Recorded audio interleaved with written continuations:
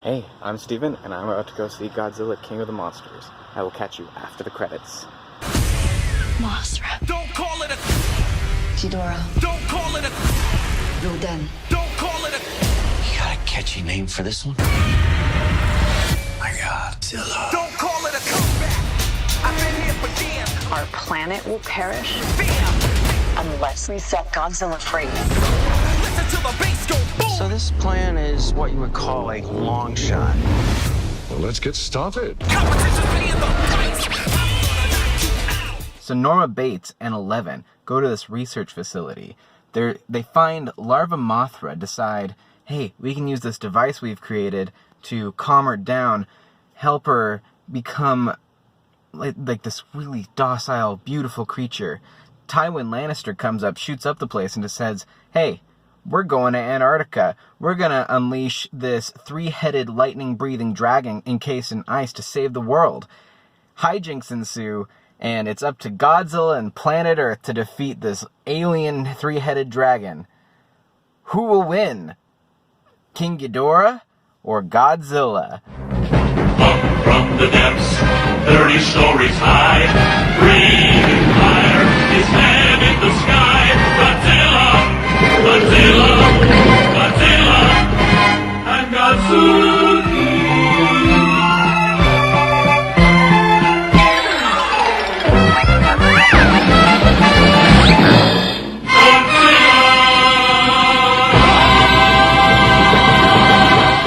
That's basically the plot of this movie.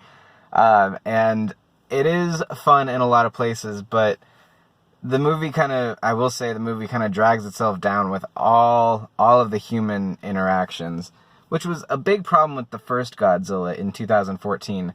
I thought that movie had good things in it. The climax is great in that movie, except that it's way too darkly lit. But you don't care about the humans after Bryan Cranston dies in the first, 30 minutes, 45 minutes or so. The humans don't matter, but they try and make you believe they matter. This movie has a similar problem, but at least more of the humans are likable, especially Millie Bobby Brown's character, who I think her name was Madison in the movie. But the whole time I'm looking at her, I'm just thinking about 11. And that's not her fault. It's just the only other thing I've really seen her in, Stranger Things. So, but she's pretty good in this movie. The Japanese guy from the first movie is back in this one, and he's likable as well. I would say more likable in this one than he was in the first one. And he was probably the second best character in that movie. So, props to him. Godzilla, it looks great. The effects in this movie are great. The designs are dead on, and this movie really nails down the metaphor of these titans, the monsters, being forces of nature. You've got Godzilla, who's below the water and has this radiation quality to him. You've got Mothra, which is this air monster, the just insect, pure. It's a force for good. You've got Rodan in there, who they call the fire demon. There's always this kind of magma effect, especially on the edge of the wings and everything. Really cool. And then you've got Ghidorah, which is just this force of this wave of destruction. From what I understand about the original, Japanese Godzilla movies, Godzilla is always at its best when it's just a metaphor for this force. The original Godzilla is a metaphor for the nuclear blast, the bomb that hit Hiroshima in Japan. And it's almost weird because there is definitely a part where they almost go radiation in this movie. And I don't know if they meant to do that, and I thought it was a little bit weird. But, it was go radiation in the way to feed nature, which is not one I've heard before. So basically, I would say every time the monsters are really involved on screen, this movie kind of gets its go. It's good. It's fun to watch. But there are points when it's a little too focused on the humans, and you need the humans there. You do. Otherwise, there's nothing to relate this movie to anything. So I'm not saying get rid of the humans. I'm just saying a little less focus, because we know they need to be there, but we don't. I think the filmmakers know why we're seeing a Godzilla movie, and it's to see Godzilla fight other monsters. Or if you're gonna go that route, if you're gonna go the route of the humans, make Godzilla the villain. But the problem is too marketable. You want Godzilla to be the hero, although they did set up in the credits themselves. There's a lot of like newspaper clippings and redacted files talking about Skull Island, which there was Kong Skull Island a couple years ago, which I never saw.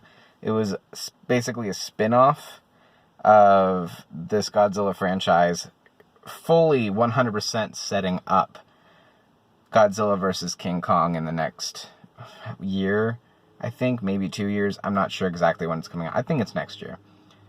One of the taglines I specifically remember is, "How does a king stack up to a god?" And that's, I'm excited to see where that goes. I should actually sit down and watch Kong Skull Island. I've heard pretty good things about it. Not as like a King Kong movie, but as a Godzilla style movie. Because I saw the Peter Jackson version back, man, was that 2005? Was it that long ago?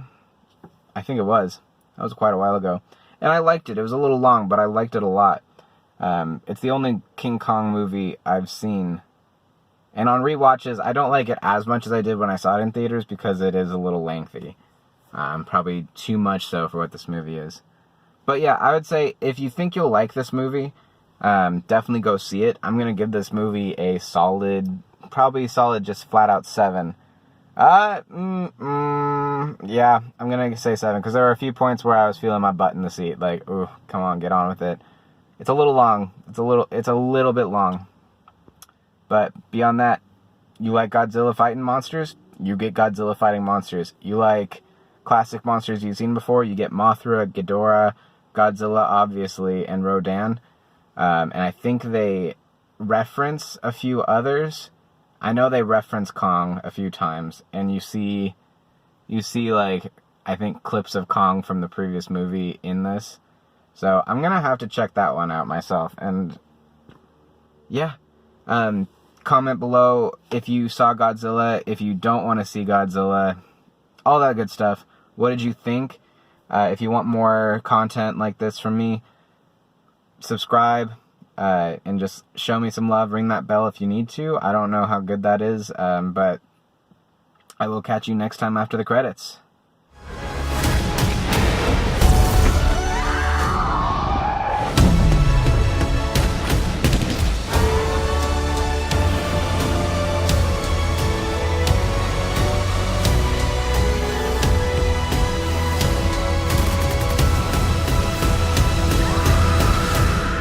This is Godzilla's world. We just live in it. Damn right.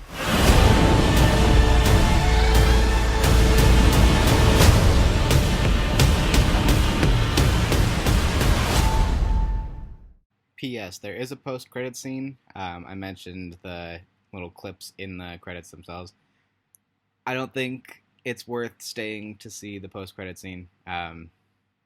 It could imply some sequels, but I think the mid-credits clips are more worth it. So take that as you will. Stay if you want. I don't think it's worth it.